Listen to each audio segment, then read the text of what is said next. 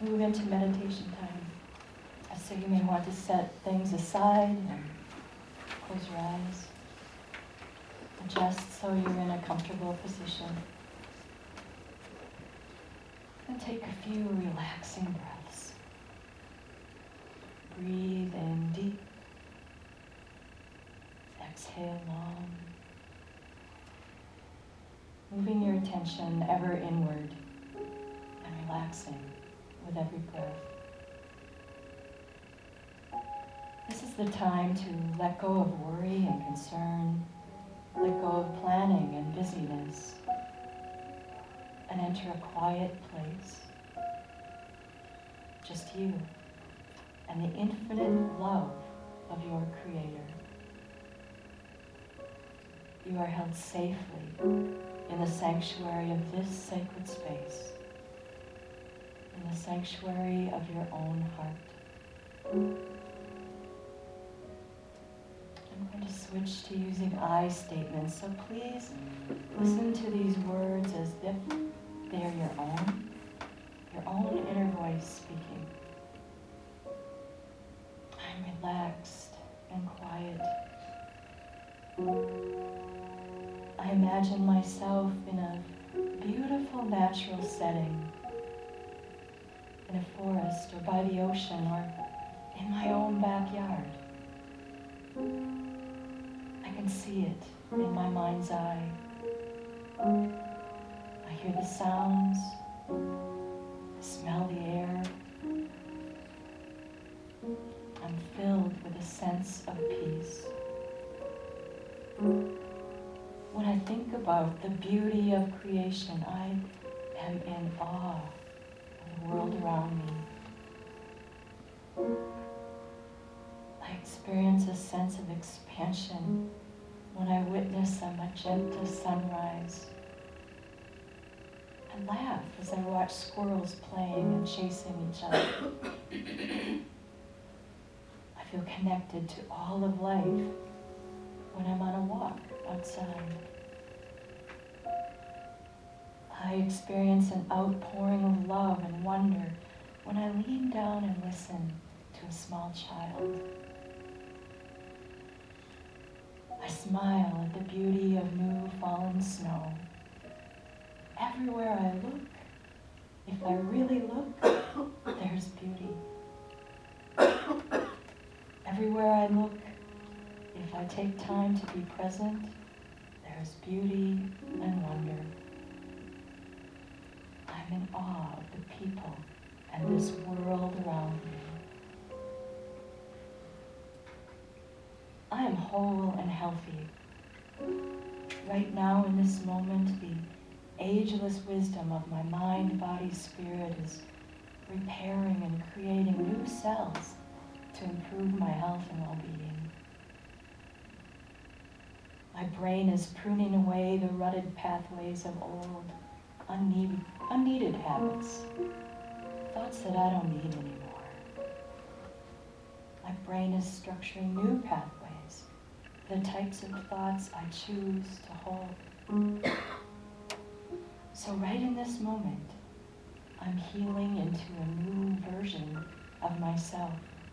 I'm whole and healthy. I'm open to receive divine love and guidance. When I enter this silence, I open channels to a deeper wisdom. I clear away unwanted thoughts and allow the space for insight and illumination.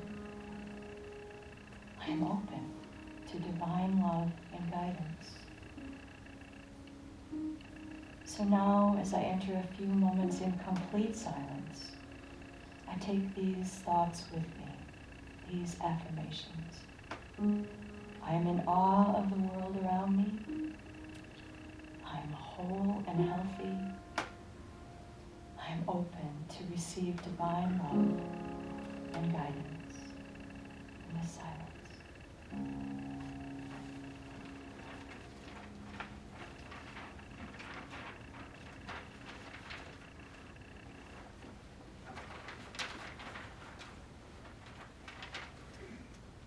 Our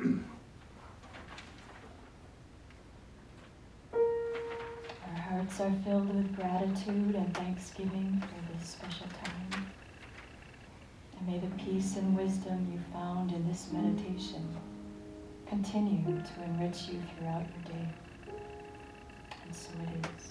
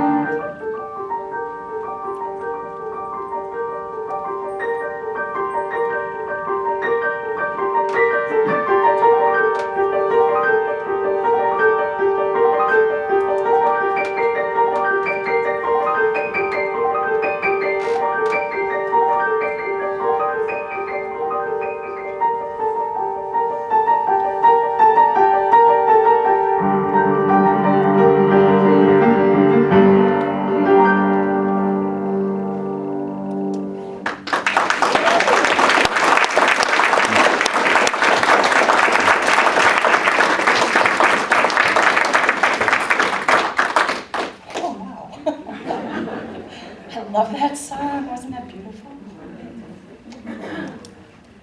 Well, hello. It's good to be with you today. Oh, wow. Yeah. I got choked up a few times already, so I hope I get through this. When I was asked to give this message today, the first thought that popped into my head was change. Change is definitely what's up in my life, and I'm guessing that that's a big issue for you too. You've gone through a lot of change here at Unity of the Valley. Just way back in the early days, the biggest change was moving from building to building, and the last chunk of years, there's been a lot of different changes. Leadership changes, staff changes, and board member changes, even volunteer changes, and there's been weddings and funerals and baptisms and birthdays and anniversaries and all sorts of seasonal celebrations that happen year after year. Wonderful people in the community who you become attached to and grow to love, and then sadly some of them go away. Always people changing and growing. There's a rhythm to it if you can look at it like that. Like breathing in and breathing out. Nothing stays the same. Today we're going to explore just a little bit about how we learn and heal, how do we forgive, how do we grow through the changes in our lives, and how we can use change to further our spiritual unfolding. You know, I really don't know all the details of what you've gone through lately, only kind of the broad strokes. When I left here, I set really clear boundaries for myself. I didn't want to influence anything after I left. I cared deeply about each of you individually, and as this spiritual center to the whole of it. But I felt it was best for my health and the health of everybody if I held these firm boundaries. I didn't want people turning to me because I knew that would complicate things for them, for me, and for a new minister. So it was hard to do, but I needed to leave with no strings attached. And you've gone through big changes in that interim, and so have I. Really big changes since I left here as your spiritual leader. For one thing, I haven't given a Sunday message in over 4 years. So bear with me today. But the biggest change, and perhaps many of you have heard this, is that John and I separated 2 years ago. And divorce is on the horizon after 32 years of marriage. So it's a biggie. I worked with a therapist, we went to marriage counseling, but the marriage broke. So the last few years of my life, I have been grieving. Going through a divorce is like a death. The 5 stages of grief apply to any type of loss or change. That's denial, anger, bargaining, depression, and then finally acceptance. It takes a long time to heal from a big loss. Back in October, I had a skin growth biopsy by my doctor. It's okay, no cancer, it was just a weird thing. But it's just this little, I think she called it a scraping. Took it off and got it biopsied, and I was just astounded that it took like 6 or 7 weeks before that scab fell off. You know, that's a long time in this age of instant everything. And it's actually still red, and the doctor told me there's going to be a scar there. Think how long, if it takes that long for a little skin cut to heal, think how long it takes to heal from a broken heart. Or think how long it might take to heal from disruption and uncertainty at your spiritual home. We all need to be patient with the process of change. Be gentle with yourself. I've turned a corner. I'm feeling more confident. I've had some belly laughs lately.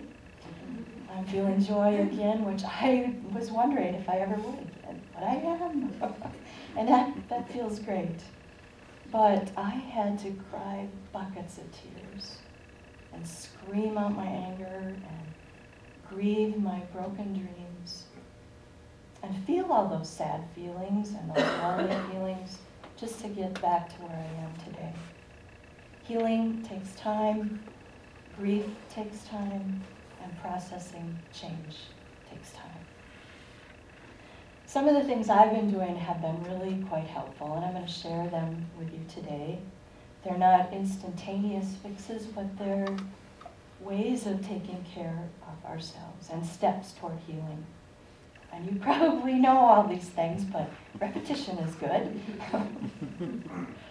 Okay, meeting regularly with a counselor, a therapist, or a spiritual director.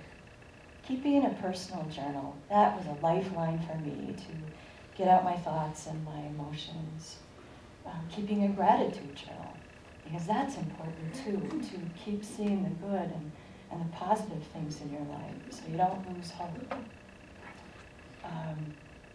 Attending a support group, the topic of your choosing. There are so many different wonderful groups, right, probably right here in Unity and also in your community. One of them I attended that met a couple times a month was for partners and spouses. I also attended a weekly meditation group with just a core 4 women who are just really deeply spiritually connected to me, and that was a lifeline. Doing ongoing forgiveness work, you know I'm big on that. And finding a spiritual community. So when I left here, I became a member of a Unitarian church up in Shoreview where I lived. And I joined a small group there. They had, I can't remember the name of what they called them, but just like a little family group, we might call it.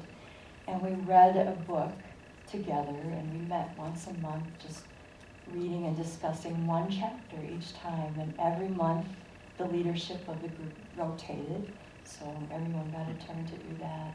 And I kept a journal about that as well, the things I was learning about in each chapter that I read, thoughts and questions that I had, and then things that I learned from the other group members. And that was a huge lifeline. Also just talking and being with supportive and loving friends and family members. Big deals. Don't isolate with whatever you're going through. Doing physical projects and workouts to strengthen that mind-body connection, and going for walks outdoors to connect with nature. I read about a new study in the Greater Good Science Center email. I get these emails from them a lot, and the study showed that when people view nature, like looking at nature photos or some of the screens that we have here, that actually causes us to be inspired and, we just are awestruck by the beauty of nature.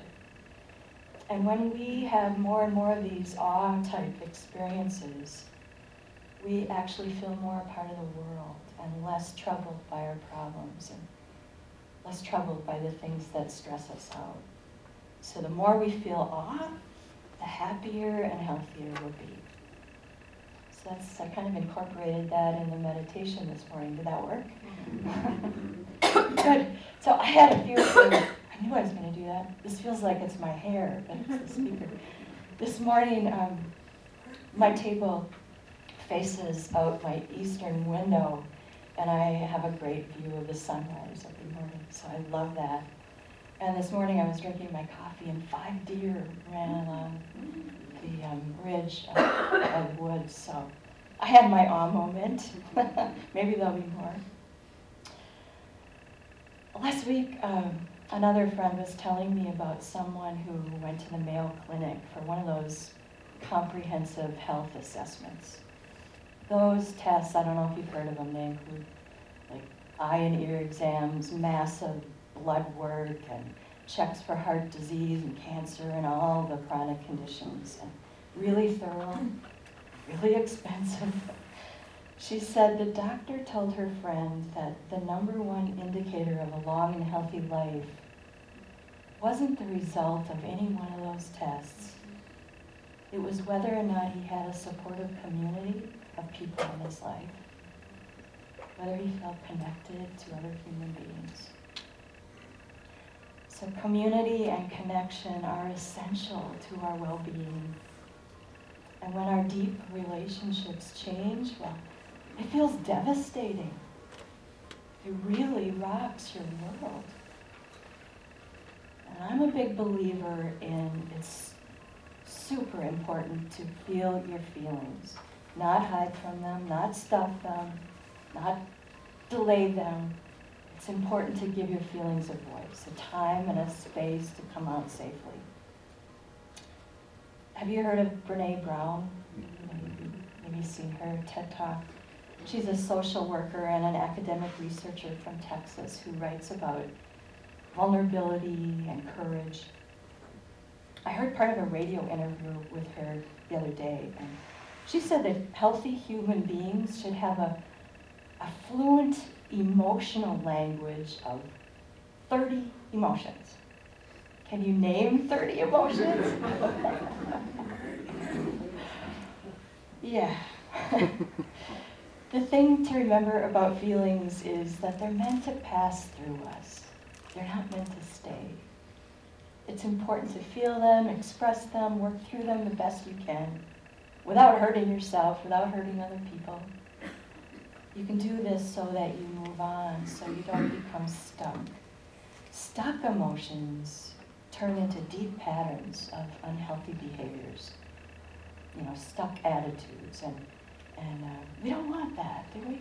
So ask your feelings what they have to tell you. Don't be afraid. They're just like the weather, they pass. I've been in a book club for 15 years. I guess that's another support group I'm in. We meet once a month and talk about the book of the month. So recently we read Educated, a memoir by Tara Westover. Have any of you read that one? It's a heavy book, isn't it? Yeah. I picked up the audio version and I was listening to it while I was doing some painting projects in my townhouse. It's a difficult read because there's so much physical, emotional, spiritual, and mental abuse that's just directed at the author throughout her life. But her story is also deeply inspiring. I listened to how she moved through this terrible dysfunction and trauma, and eventually she found herself. She found her true self. She was raised in Idaho in the mountains by a family of Mormon survivalists. Her father was like the master authority in their family, and he also lived with a mental illness. It was a really hard life. They all had lots of physical hard work that they did. They didn't believe in going to doctors. They didn't trust the government. They stockpiled food and water and stockpiled guns and ammunition for the end days. So pretty extreme. And the children were homeschooled, but their education consisted almost entirely of reading the Book of Mormon and the Bible and writings by Joseph Smith and other Mormon writers. I'm not going to tell you the whole story today, and I'm not even going to tell you to read it, but I do want to say that Tara eventually, amazingly, found her way to get to college. I think when she was 17. She made changes, took actions to better her life, but all the while she was intensely loyal to her dad, to her family, and to her religion. During college and while working on her graduate studies, she finally got some counseling and some help and the introduction to the outside world. As I listen to her story, I find myself waving my paintbrush saying, "Don't go home for Thanksgiving!" No! Don't believe him. Don't go home for Christmas break, please. But she would go back. She kept going back and going back. She kept thinking that it was going to get better. But it didn't. It didn't change. And looking at her life from the reader's vantage point, or me, the listener, it was really easy to see the craziness going on. But she'd grown up in this dysfunction, this really bizarre family situation, and she had to find her own way. So she was repeating the past before she could find some understanding and some healing, before some major changes could occur. It was all on her timetable and her unfolding. I wonder how many times I've tried to tell somebody what to do, what the right thing is. Have you ever done that? Tried to help somebody from making a big mistake? How well did that work? Not. That person needed to go through that experience in order to get it, to learn and grow. And we all need to make mistakes and learn from those rough patches in our lives. It's just one of the way we grow and change. There's a story told in the recovery world. A guy walks along the street and he falls into a hole. And eventually someone comes and helps him out of the hole. The next week, the same guy walks down the same street, falls in the same hole, waits, and someone comes and helps him out of the hole. The following week, the guy walks down the same street, but this time, he sees the hole, and he jumps in. The point is, even after finally seeing the hole, it takes a long, long time to choose to walk around the hole. Or maybe even take a whole different street, a whole different path. The title of my talk today is The Courage to Change, which is taken from the Serenity Prayer. I know a lot of you know it. Do you want to say it with me right now? God, grant me the serenity to accept the things I cannot change, the courage to change the things I can, and the wisdom to know the difference. It's a powerful little prayer, isn't it? Mm-hmm. The courage to change. Another thing Brene Brown said in that radio interview is that you can't have courage without vulnerability. They go together. But back to Tara, and one more point about her story. And I'm going to paraphrase this because I don't have a hard copy to go back and get her direct quote. But she said when she was a little girl, she read to learn what to think. She was getting her input from the Bible and the Book of Mormon, and she learned what to think. And later, as she worked toward her college degree and her master's degree and her PhD, she said she read to learn how to think. Critical thinking, discerning for herself. As a child, she was fed a version of truth dictated by her family, her father, and her religion, and her community. And she accepted it and believed it and lived within its parameters with an intense loyalty, even in the midst of all that abuse and dysfunction. And it was a slow, painful process for her to become an individual, someone who could finally know herself and as a separate human being and yet part of a larger whole and live her own truth. So why am I talking about this difficult story? I'm really not suggesting that you read it. You can if you want, but it's tough. I just found myself, after reading it, I had so many questions, and it really caused me to think a lot about some pieces, like the courage to change and the power of our beliefs, how we form them, how we hold them, how difficult it is to even consider changing them. Because that's what we have known. That's what we've been taught. That's the way our friends think, our family thinks. It's so hard to go against the tide or fight a rip current that pulls you out to sea. It's hard to be aware that there are even different ways, other views, different perspectives. So that's where my mind goes. It's December. The shortest day of the year is just in a week. This is the time of year that a lot of us do a lot of reflection. And we have the burning bowl ritual in a couple weeks. I'll be here for that. I hope you'll come to that and let go of things. And then many of us will create New Year's resolutions for 2020. Wow. In the long, dark nights that we get to live through in the next few months, we can take time to read and contemplate and journal and ask ourselves some of those deep questions. And here are some that I thought of. How have I accepted things that maybe I ought to question? What beliefs did I inherit from my parents, my family, society, from my religion growing up? What serves me now and what do I need to let go of? Are there things that I believe I can't change, but maybe I can?